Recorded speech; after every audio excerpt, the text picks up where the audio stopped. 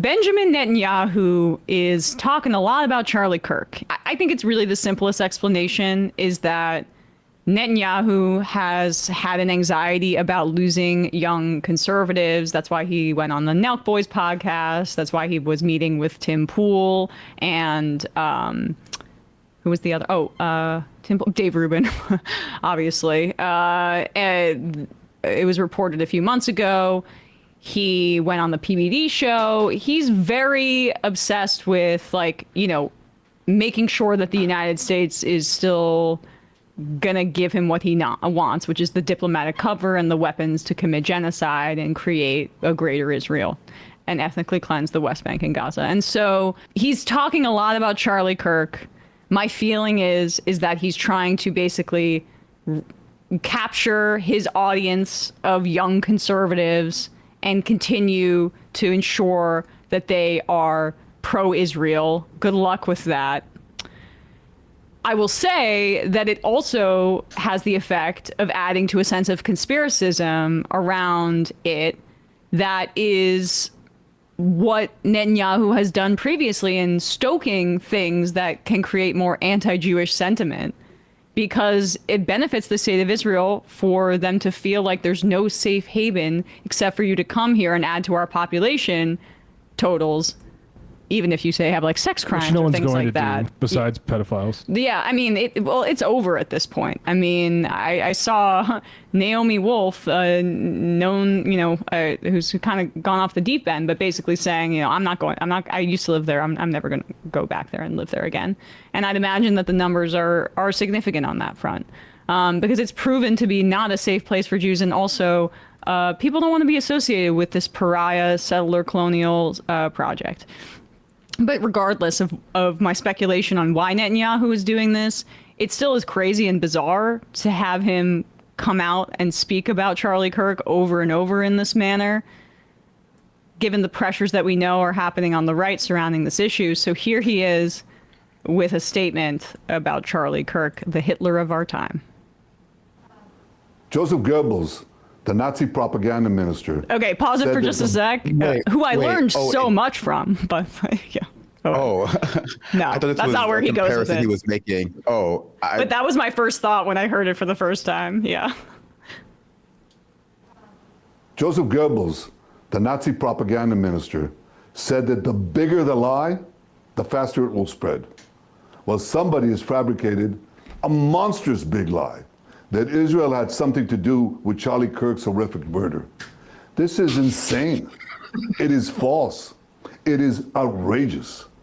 Charlie Kirk was a giant, a once-in-a-century talent who defended freedom, defended America, defended our common Judeo-Christian civilization.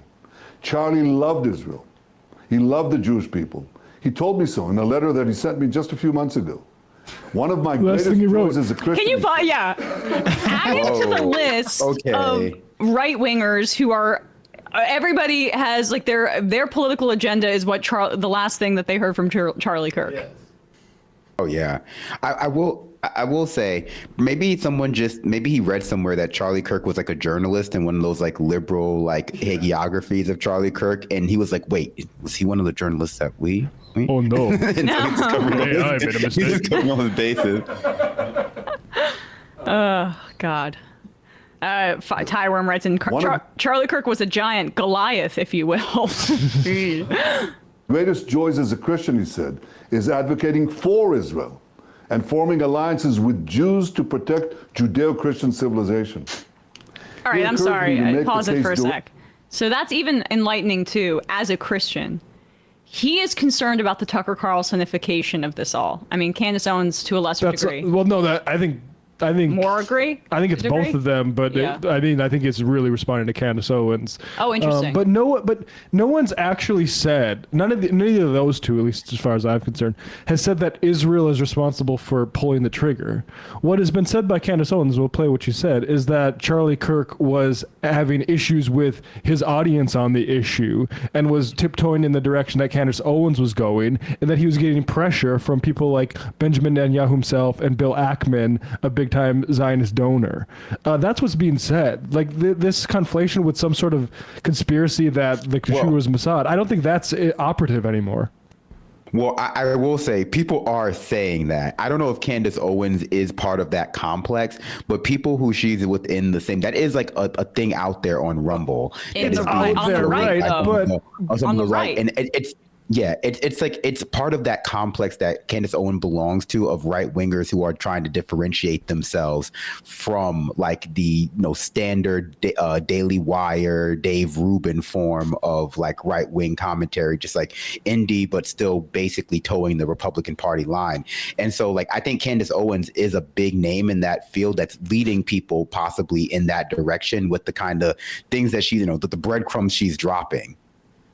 Yeah, but I do have to say, like, she's saying other stuff that's reported as factual, which is this summit that Bill Ackman had with all the huge number of conservative influencers. Like, that's not conspiratorial. I mean, it's a conspiracy to discipline the conservative media, but it is not conspiratorial, like in the fact that it's baseless. But that's what I think I'm saying here too is just that because of those pressures, Netanyahu is trying to retroactively make sure that Charlie Kirk is remembered as a friend of Israel and not the pressures he was dealing with from his audience towards the end of his life that other conservatives are still dealing with. And the reason I said Tucker, it's interesting that and I want to play let's just play the Candace Owens thing. Is there that much more of Netanyahu? No, I mean, Charlie loved Israel. He wanted everyone to love Israel forever, and yeah. But the reason I said Tucker first is just that he's been,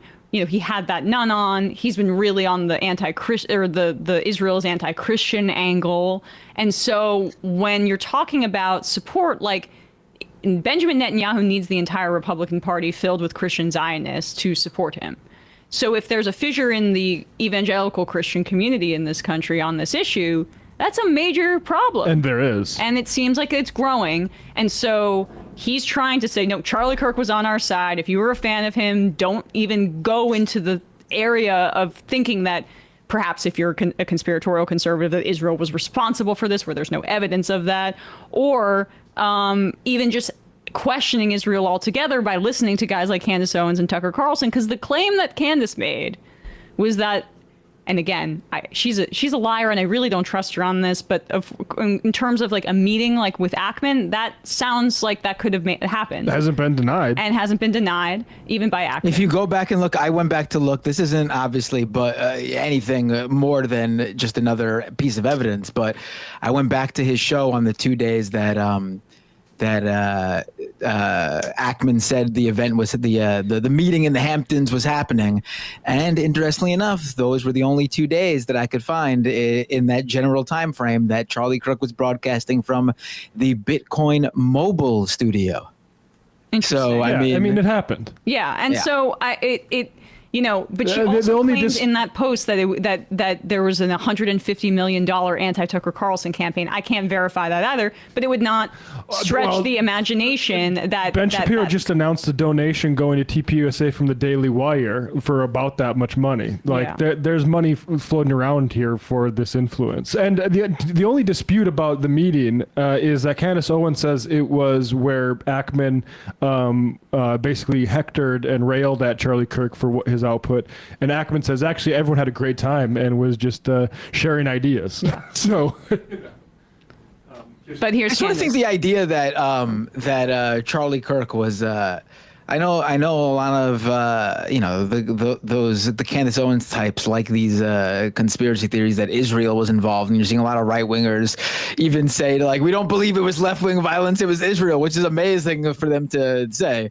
But like the idea that Charlie Kirk was a threat to Israel and wasn't going to toe the line that he's always towed of being a Zionist Christian right-wing evangelical. I mean, give me a break. I mean, we got some clips. Maybe privately he would question things every now and then, but the idea that this guy was all of a sudden going to turn on Israel or was turning on Israel, I mean, come on. No, I mean, we've been over this a little bit. There is like, with this specific issue, though, there is smoke and fire. But let's just play what Candace said first before we play what Charlie said about Tucker Carlson specifically. Belly right now. To those of you who think that you are going to replace Charlie Kirk, okay, kings are born You don't just get to depose and tell Okay. us that we're going to follow this individual. wow. Okay. He's the king of Turning Point USA. It's just, I love her little. She does this thing, or she goes, "Okay," and she's barely concealing her rage. I mean, say what you want about Candace Owens, but she's like she's insane, but her emotion is She's genuine. a performer, yeah. She's a great performer of emotion as well. Right. You feel But, I it, mean, she I feels genuinely it, think she yeah. believes it. Like she's traumatized, I think, right now. I would It's like imagine. Lady Macbeth. Yeah.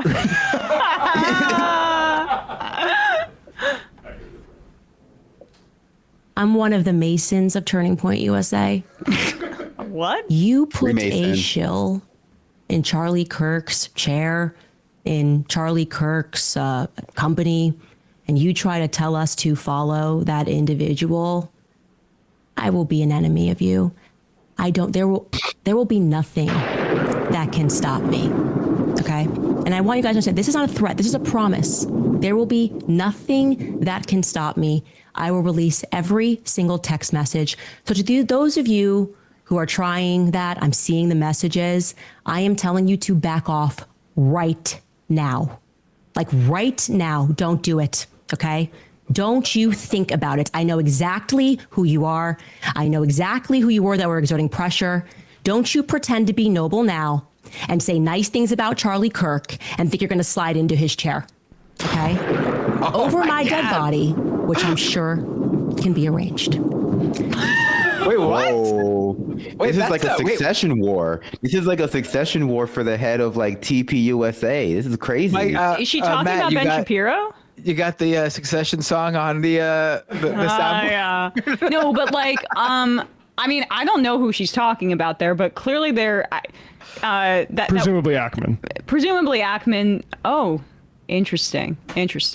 Okay. So look, I generally agree. I think Charlie Kirk, if he was going to break with Israel, he didn't do it, and he died a genocide supporter who said stupid Muslims should stop killing Jews if they don't want their Gaza to be destroyed. So not getting through the pearly gates on that account, in my opinion. But Ryan Grimm posted this. This is a couple weeks before the alleged Hamptons retreat, or a week and a half actually, where Charlie Kirk is asked about Tucker Carlson's presence at the TPUSA conference. And this just goes to show some of the tensions between Zionists and not Zionists on the right. So like, let me ask a question. If we were to remove, like if people said what Tucker said is anti-Semitic, I don't hold that view, but it's like a lot of people on Twitter are like calling us out and like, whatever, that's not going to happen. But if we were to cancel Tucker, would anti-Semitism increase or decrease? I think increase, because that means any supporter of Tucker Carlson's statement therefore makes them anti-Semitic. Still an association, 100%. Exactly. But the binary that's presented is that if you don't passionately talk about it, you are a hater. That's probably destructive for everybody involved. So for me, I'm trying to find this new path, which is, I love Israel. I visited there. My wife and I had the best experiences ever. I saw where Jesus rose from the dead and he walked on water. But Sounds also, like I'm a an guy who's American, ready to turn. and I represent a generation Wait, that what? can't afford it. What'd you say, Bender? I said, sounds just like a guy who is ready to turn, right? I mean, that's what I sort of really hate about this whole thing. That the idea that it's like, that's going to be the correct position, that Israel was wrong, obviously, because they are committing a genocide. And by pretending Charlie Kirk was going to change his mind, or was changing his mind, or was leading the charge, and Netanyahu looked at him as a threat, then it changes the whole legacy of Charlie Kirk somewhat, right? That he was turning to the right side of history or whatever, when it's just not true. That's Well, not. that's not I the- agree, but we're not taught. I think that's the conspiracy on the right that you're referring to. We're basically, I think, saying something separate. We're I'm not throwing saying out you the guys idea are, no, that I'm not Israel saying- was I'm involved. I'm addressing what they're saying, not Yes. you guys. I know you Yes. guys don't believe that. No, I'm no, sorry I if know. you thought I was just- saying that. No, I want us to just be clear. Like, that is not what I'm saying, but it is Yeah. interesting, a window into the pressures that were already existing that has Yeah. been exposed by what they've revealed. And Charlie was a load-bearing sort of pillar on that. And now where does that pressure go? Like, it's kind of confused. Like, Yeah. who can really deliver the Gen Z, especially in millennial right, the way Charlie Kirk can on this issue, no one has the credibility. So it is fast. Like, and so Charlie Kirk had a lot of responsibility, and I would say he failed to act responsibly on that. Like, this has been going on for a long time. Charlie's a big boy, or was a big boy. He should have known better. And like the fact that in certain instances on like PBD, he's saying words like ethnic cleansing about Gaza, and then still is saying this shit. Well, let's let this play a little bit. But and I just want to say the name that we haven't said yet is Fuentes, and he's reaching the same kind of age cohort of audience. So Netanyahu and those folks probably saw him as a bulwark against the you know, that strain on the right, the neo-Nazi strain, basically. I saw where Jesus rose from the dead and he walked on water. But also, I'm an American, and I represent a generation that can't afford anything, and that we are like flooded with illegals, and no one speaks English, and our hospitals are clogged. I think we need to have the prudence to reject the Jew hate. Like, okay, we're not going to put up with that. That's dumb. But also, if you call everyone an anti-Semite, if they don't take a puritanical view of the Netanyahu government, then I think it's bad for everybody. So would you guys all basically safe to say welcome us not talking about Israel nearly as much? Yes. 100%. Every day. A cult that is often Sounds like chorus. A third way. But no, I mean, like, this is a pressure that Charlie Kirk was not unique in experiencing. This is experienced from his counterparts on like the liberal left too. They're looking for this way to square the circle between like the, you know, especially amongst the people who appeal to younger audiences, the lack of integration of those people, those younger audiences, with the system that valorizes and has propagandized for Israel, like during the formative years of boomers and earlier Gen X's, without alienating those people, right? And so if Charlie Kirk had changed his mind on this, it wouldn't have been because of it was any principled position. It would have been because that was the way the wind was blowing, and it was way past that period. But people like Charlie Kirk and his, you know, analogs like Tim Pool and like, I guess, Ben Shapiro and the Daily Wire complex, they are feeling that pressure from the right, from Nick Fuentes, from Stu Peters, from Tucker Carlson, from Candace Owens, who are starting to represent this less well integrated within the economic and social system that has been like, you know, strip mined by our capitalist system, the form of like the younger right. And there really just is no way to like bridge that divide. And it's not just for people like Charlie Kirk or what the other young Zionist supporters. It's also for like liberal influencers too. Like, this is a divide that is appearing all across America, and Charlie Kirk was not unique here. It's all over the place. There's no way to be silent on Israel's genocide anymore. The UN has even decided that they can't be silent on it anymore, you know, years too late, but it's, you know, that's where we're at now. So I mean, I think that this is just a problem that we're going to have to deal with. And the solution can't be that we only allow like this kind of conversation, not this, but the one that Charlie Kirk was having here with his you know, I guess, groip curious audience. Like, we have to have like the ability on the left to have real conversations about disaggregating the American state from like Israel. And, you know, really that's going to be a very difficult conversation because Israel is part of the American state. And we know that Turning Point USA as a property is going to be very valuable. And that's what it seems like Candace Owens is alluding to. Yep. And whoever ends up taking, I mean, it seems like his wife was appointed president, but clearly like the future of the organization is very much up for grabs. If you have guys like Ackman swimming around and other pro-Zionist billionaires or media figures. Or Charlie Kirk, or not Charlie Kirk, Ben Shapiro, who Candace Owens had a giant falling out with. That's what I thought she was alluding to. I think she kind of is, you're right. Because, I mean, here is Ben Shapiro on the Charlie Kirk show. No Candace Owens there. Talking about the future of the group. I know we at Daily Wire, we trust you at TPUSA to do it. I mean, that's really the answer. We're willing to provide, and we are providing, any level of material support, any level of support on the ground, boots on the ground. When was this? Do you know? Recently. I mean, because I'm curious. Because, like, what support can you provide, Ben? Because the Daily Wire is not in a good financial position, and this is. We can book Bibi Netanyahu for you. This is I'm starting to see your vision here, Matt. There's a parachute for Ben Shapiro and the Daily Wire in the form of TPUSA. I think it sinks both of them. I mean, honestly, I think the merger might be right. I think because like the wind is just not blowing the direction that Ben Shapiro's going. And Charlie Kirk might have been more like better able to like weather the storm. Ben Shapiro is a hardcore ideological Zionist, and his, Matt Walsh and like Michael Knowles, like flunkies, are also just not very smart. And so I think they would just ride the brand to the ground. And I think Candace Owens would. You've heard what she's willing to do.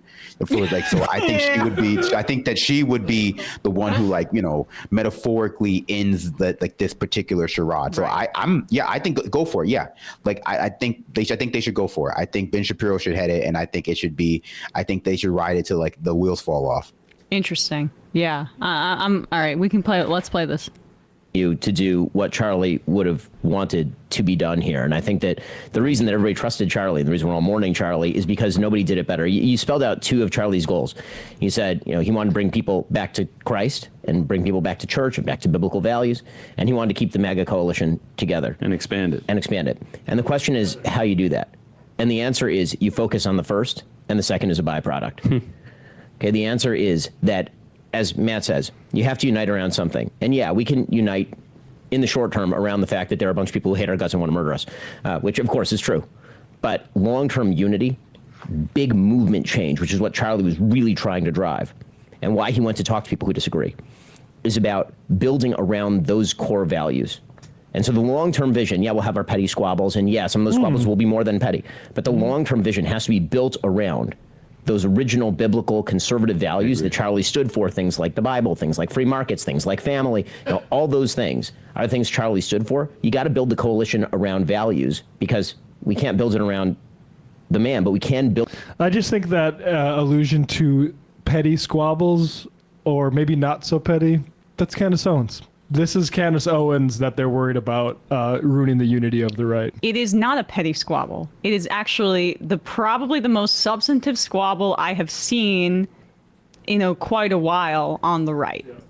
Because the Trump cult has completely ironed out any bumps, because they're all in love with the dear leader and whatever he says goes. But he's very diminished these days.